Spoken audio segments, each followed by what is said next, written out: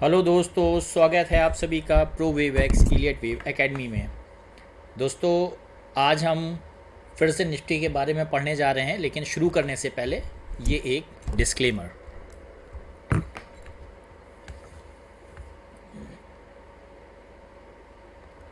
तो आइए शुरू करते हैं। तो देखिए, आज कई दिनों के बाद फाइनली निफ्टी में कुछ रिकवरी आई है। आइए एक बार हम लोग देखते हैं। ये सब मैं एक बार क्लीन कर देता हूँ। आइए एक बार इसका एनालिसिस करते हैं हम लोग। ठीक है,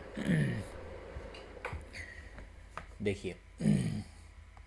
तो आज है 22 जनवरी, ठीक है ना।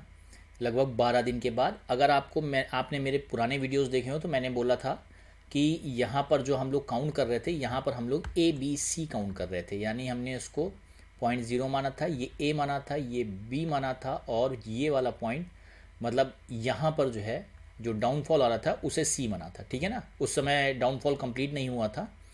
ठीक है। तो हमने बात किया था कि सी बनने में कितना समय लेता है। तो सी बनने में मोस्टली जितना समय ए बनने में लेता है प्लस जितना समय बी बनने में लेता है, उन दोनों के समय का जोड़कर उसको अगर हम 4 से और 2 से डिवाइड कर दें तो उतना समय लगभग सी बनने में लेता है। ठीक है ना। तो यहाँ पर देखिए, ये टोटल ए और बी का जोड़ जो है वो लगभग 24 आ रहा था, 24। ठीक है ना। तो यहाँ पर हम लोग ने इसकी मार्किंग की थी 12 कैंडल्स की, जो आज का दिन था। और मैंने बोला था कि आज का दिन बहुत ही इम्पोर्टेंट है। ठीक है, इसको मैं डार्क कर दे वाइट कर देता हूँ।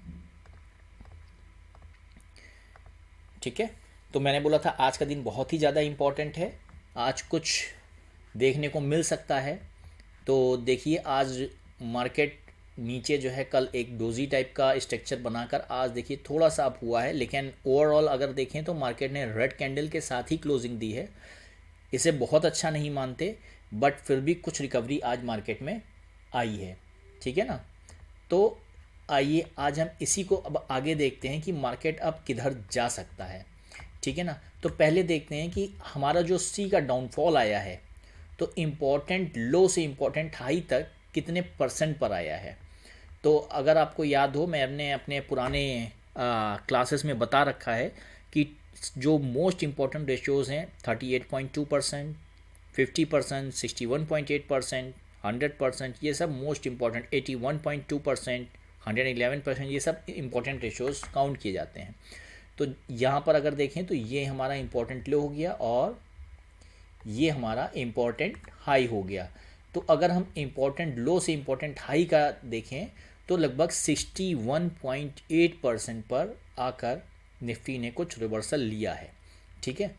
तो क्योंकि निफ्टी ने 61.8% पर आकर रिवर्सल लिया है, तो यहाँ से चांसेस हो सकते हैं कि निफ्टी वापस से ऊपर की तरफ जाए। लेकिन एक चीज़ यहाँ पर मैंने अपने लास्ट वीडियो में भी बताया था, इन केस अगर डाउनफॉल शार्प होता है तो फिर रिकवरी थोड़ा सा स्लो स्लो होती है। ठीक है, ऐसा नहीं होगा मोस्ट ऑफ द टाइम। हो तो कुछ भी सकता है मार्केट में, मोस्ट ऑफ द टाइम ऐसा नहीं होगा कि मार्केट एकदम से ऊपर चढ़ जाए। लेकिन अगर डाउनफॉल धीरे धीरे आता है, ठीक है ना, तो फिर चांसेस होता है कि जो मार्केट में रिकवरी आए वो तेज़ी से आए। ठीक है। तो यहाँ पर अगर आप देखिए, यहाँ पर जो हमारा डाउनफॉल आया है वो थोड़ा सा फास्ट आया है ना। देखिए, एक सीधी स्ट्रेट लाइन अगर हम खींचना चाहें तो यहाँ से खींच सकते हैं। ठीक है। तो ये थोड़ा सा फास्ट हमारा डाउन साइड आया है। तो हो सकता है मार्केट यहाँ से तेज़ी से ना चढ़े और स्लो स्लो जाए, और इसके बाद ये भी हो सकता है कि एक बार थोड़ा ऊपर जाके वापस से, इसे हम एक्स वाई जेड कहते हैं, ये अभी मैंने अपनी क्लास में नहीं बताया है आप लोग को यूट्यूब पर, इसे एक्स वाई जेड का फॉर्मेशन कहते हैं। तो इसे हम डब्ल्यू एक्स वाई जेड, इसे हम डब्ल्यू मान लेंगे क्योंकि यहाँ पर ए बी सी हमारा कंप्लीट हुआ, तो ये हो जाएगा पॉइंट डब्ल्यू। इसके बाद एक एक्स यानी ऊपर की तरफ जो वेव जाएगी वो बनेगी एक्स। ठीक है। उसके बाद जो फिर नीचे अगर मार्केट आता है तो वो कहलाएगा वाई। अब ये देखने वाली बात होगी कि मार्केट किधर जाता है, लेकिन हमें क्या करना चाहिए, आइए इस पर बात करते हैं। देखिए, अब ये एक इम्पॉर्टेंट डेट थी 22 जनवरी, ठीक है ना। हम इस कैंडल को मार्क कर देंगे, इसके हाई को मार्क कर देंगे, ठीक है, इसके हाई को मार्क कर देंगे। जब भी प्राइस इसके ऊपर जाएगा तो हम एक यहाँ पर बाइंग अपॉर्चुनिटी देख सकते हैं, इसको हम यहाँ पर एक बार के लिए बाय करेंगे। कितने परसेंट के लिए बाय करेंगे, तो हमारा जो रेशियो होता है वो मोस्ट ऑफ द टाइम 61.8% के लिए होता है, ठीक है। एक जो बनता है उसका मोस्ट ऑफ द टाइम वो 61.8% तक जाता है, तो हम यहाँ तक इसको आता हुआ देख सकते हैं अगर ये इसको क्रॉस किया तो, ठीक है।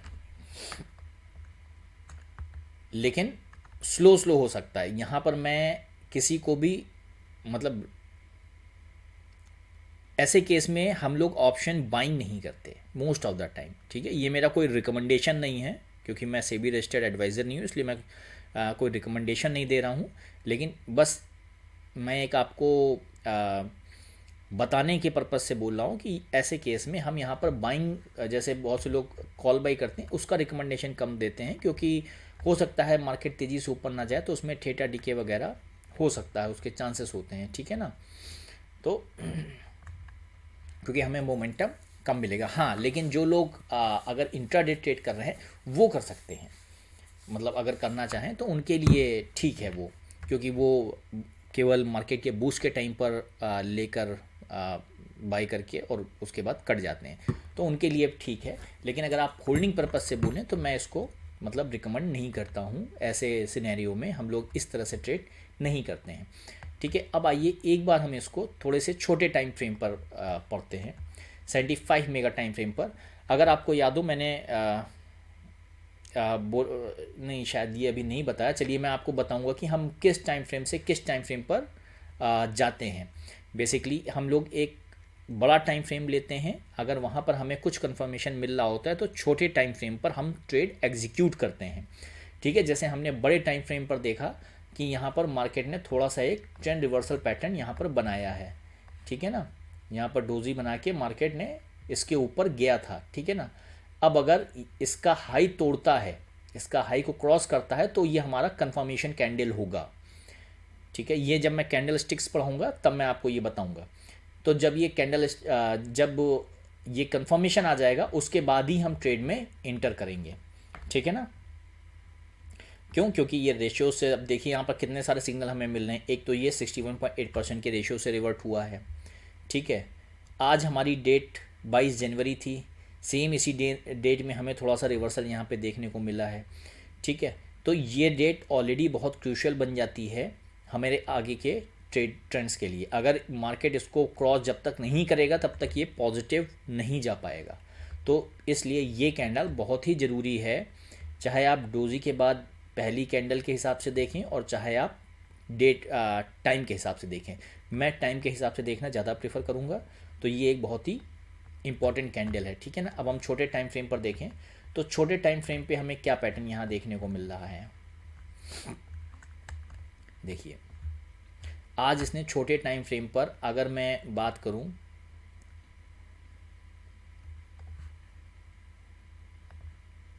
वन टू, ठीक है, हो सकता है ये मार्केट अब 3 में जाए, 4 में जाए और 5 में जाए, जो हमारा जो हम टारगेट निकाल रहे हैं, है ना। यहाँ से इम्पोर्टेंट हाई से इम्पोर्टेंट लो तक एक डाल देते हैं हम रिट्रेसमेंट, इस वाले को हम डिलीट कर देते हैं, ठीक है। 61 पॉइंट बिल्कुल देखिए एग्जैक्ट उसके पास ही लगाया है मैंने ठीक है। तो हो सकता है मार्केट कुछ इस तरह से जाए, और ये एक बहुत इम्पॉर्टेंट पॉइंट है, ये एक बहुत इम्पॉर्टेंट जोन है। इन केस अगर मार्केट में स्ट्रेंथ नहीं हुई तो मार्केट यहाँ से एक बार फिर से रिटर्न ले सकता है। तो मैं कहना चाह रहा हूँ कि मार्केट को इसे तोड़ना बहुत ही ज़रूरी है, उसके बाद ही मार्केट जो है अप ट्रेंड में जा सकता है। मैं अगर एक ट्रेंड लाइन बना दूँ,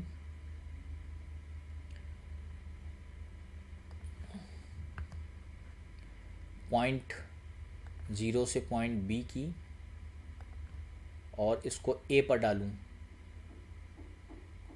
ठीक है, तब भी देखिए यही पॉइंट लगभग आ रहा है।